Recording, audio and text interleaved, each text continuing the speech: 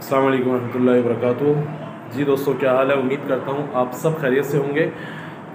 آج کا جو موضوع بہت اہم، اور ان موضوعات کو میں سلسلہ وار جو ہے وہ ترتیب دوں گا انشاءاللہ، اور اس کو میں چلاتا رہوں گا۔ اللہ تعالیٰ جو ہے مجھے بات کرنے کی توفیق عطا فرمائے، صحیح طریقے سے بات پہنچانے کی توفیق عطا فرمائے۔ ہم ختم نبوت کے حوالے سے جو ہے کچھ سلسلہ اسٹارٹ کرنا چاہ رہے ہیں، اور اس سلسلے کو لے کے مستقل طور پر انشاءاللہ لے کے اس کو چلیں گے انشاءاللہ۔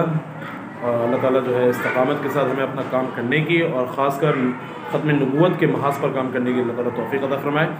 آج جو ہے وہ ہمیں ایک بہت اہم چیز ڈسکس کرنی ہے، اور ہمیں جو ہے اس چیز کو سمجھنے کی ضرورت ہے کہ ختم نبوت کے معنی اور ختم نبوت کا مطلب کیا ہے، عقیدہ ختم نبوت کیا ہے۔